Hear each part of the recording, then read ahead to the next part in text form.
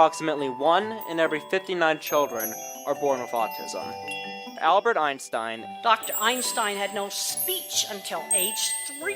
Steve Jobs, he was a loner. He brought snakes to school. Leonardo da Vinci. This man was far advanced on the autism spectrum. I'm not naughty. I'm autistic. And I just get too much information. You're listening to Takiwātanga, Love Not Cure, exploring autism one strength at a time.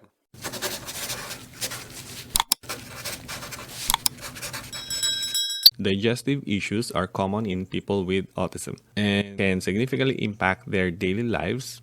And in this podcast, we'll explore some of the most common digestive issues experienced by people with autism and how they can be managed. So, gastrointestinal disorders such as irritable bowel syndrome are common digestive issues experienced by people with autism.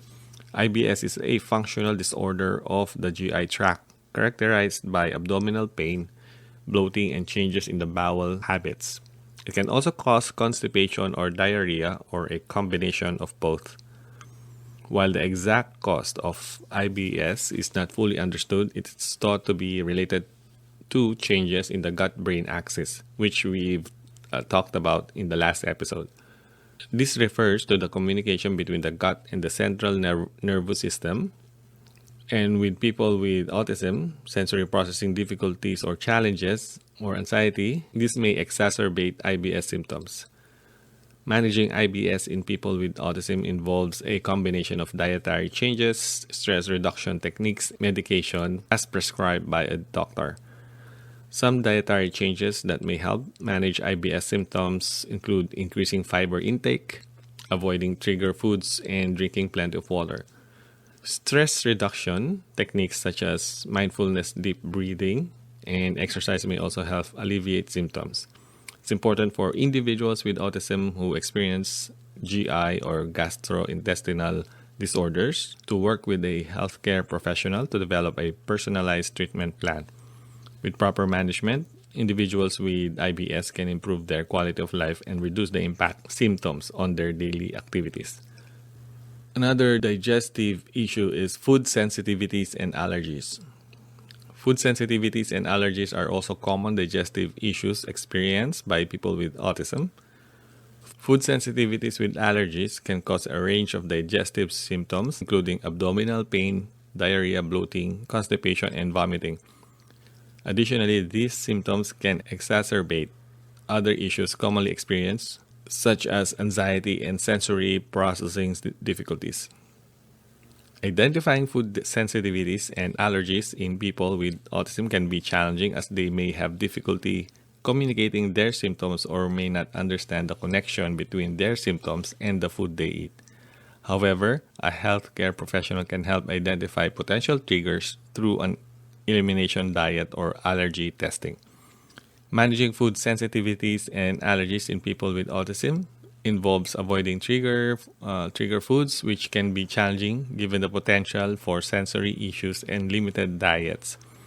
Healthcare professionals can work with individuals with autism and their families to develop strategies for managing their dietary needs, including finding alternative foods and supplements to ensure adequate nutrient intake. Next is gut dysbiosis. So, gut dysbiosis is another digestive issue that can affect people with autism.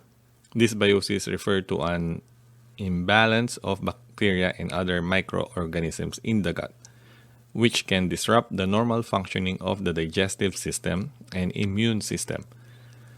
Research has shown that individuals with autism may have differences in their gut microbiota compared to neurotypical individuals. These differences may be related to factors such as antibiotic use, dietary habits, and altered immune function.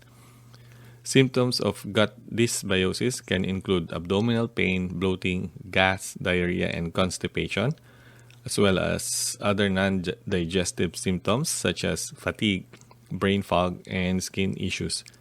In some cases, gut dysbiosis can also lead to systemic inflammation, which can contribute to other health issues. Managing gut dysbiosis in people with autism involves a combination of dietary changes, probiotics, and other supplements, and possibly medication. Dietary changes may include increasing intake of fiber-rich foods, reducing processed and sugary food, and avoiding food that trigger symptoms.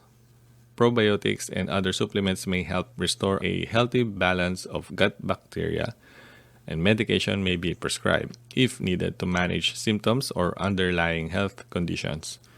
It is important to work with a healthcare professional to develop a personalized treatment plan for gut dysbiosis. The next one is nutritional deficiencies. Nutritional deficiencies are another common issues affecting the digestive health of individuals with autism. Individuals with autism may have limited diets, sensory processing difficulties, or aversions to certain foods, which can contribute to deficiencies in certain vitamins and minerals.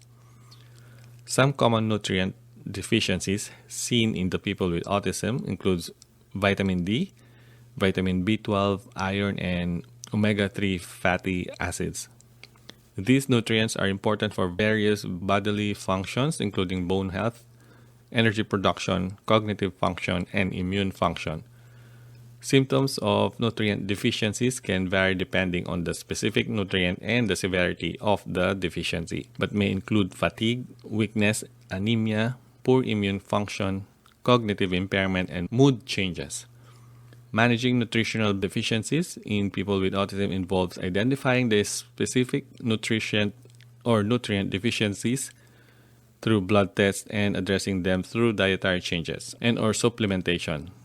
Dietary changes may involve increasing intake of nutrient-dense food such as leafy greens, nuts, seeds, and fatty fish, or finding alternative sources of nutrients for individuals with sensory aversions or limited diets. Supplementation may be necessary for individuals who have difficulty meeting their nutrient needs through diet alone. It's important to work with a healthcare professional to identify and manage nutritional deficiencies in people with autism, as the specific nutrient needs and management strategies may vary between individuals. We have the next one, which is inflammatory bowel disease, or IBD. Inflammatory bowel disease is a chronic inflammatory condition of the digestive tract that can affect people with autism. There are two main types of IBD. We have the Crohn's disease and ulcerative colitis. This is a very deep terminology. Crohn's disease can affect any part of the digestive tract from the mouth to the anus, while ulcerative colitis affects only the large intestine, the colon, and rectum. Symptoms of IBD can include abdominal pain, diarrhea, bloody stools, weight loss, and fatigue.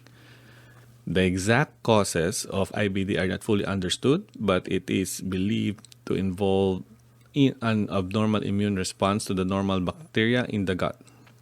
Factors such as genetics, environmental triggers, and diet may also play a role.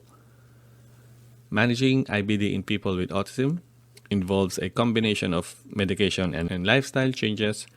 Medications may include anti-inflammatory drugs, immunosuppressants, and biological agents. Depending on the severity of the condition, lifestyle changes may include dietary modifications to reduce inflammation and promote healing, stress reduction techniques, and regular exercise. It's important for individuals with autism who experience symptoms of IBD to work with a healthcare professional to receive an accurate diagnosis and develop a personalized treatment plan. IBD stands for inflammatory bowel disease, which is a chronic condition, the IBS.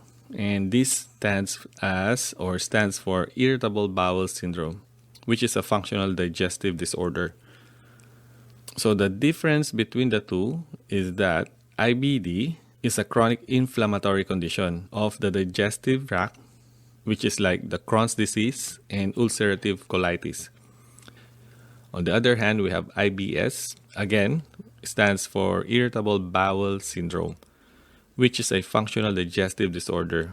So unlike IBD, there is no inflammation in the digestive tract in IBS, and it does not cause permanent damage to the intestines.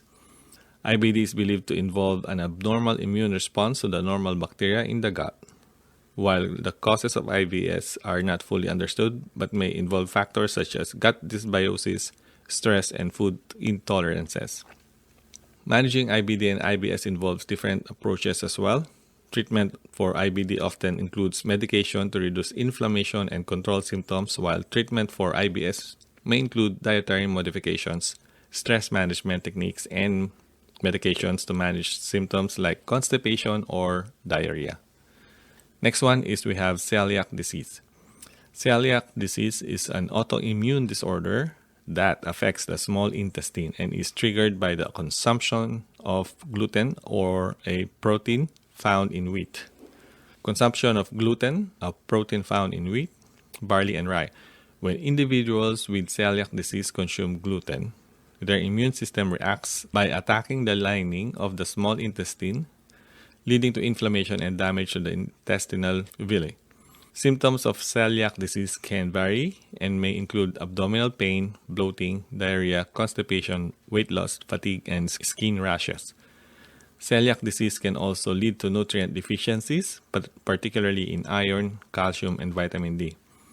Diagnosis of celiac disease typically involves blood tests to detect antibodies to gluten and a biopsy of the small intestine to confirm the presence of damage. The primary treatment for celiac disease is a strict gluten-free diet, which involves avoiding all foods and products that contain gluten. This can include wheat, barley, rye, and some oats. Individuals with celiac disease may also need to take supplements to address any nutrient deficiencies. So, managing digestive issues in people with autism and some tips around that. The first one is dietary changes, incorporating more fiber, reducing processed foods, and avoiding trigger foods. Probiotics and supplements, adding beneficial bacteria and nutrients to the gut. Next one, behavioral interventions, which is reducing stress using sensory-friendly techniques. Next one is medical interventions, medication, surgery, or other treatments as prescribed by a doctor or a professional. So to summarize, some of the key takeaways from this podcast is emphasize the importance of recognition and managing digestive issues for people with autism to improve their quality life. And by understanding the link between autism and digestive issues and implementing appropriate management strategies, people with autism can live happier and healthier lives. As always, it is important to work with your healthcare professionals to ensure that any interventions are safe and effective for the person. Till next time. Every tangata fight Takiwātanga is different. If you fail with one strategy, don't stop. Keep moving forward. Always remember that for every failure you encounter is one step closer to your success. Thanks for tuning in. Until next time, me muto te whakawa haere. Let's stop judging others. Me mahi tahi tato. Let's all work together. Kia maya, kia kaha, be brave and be strong.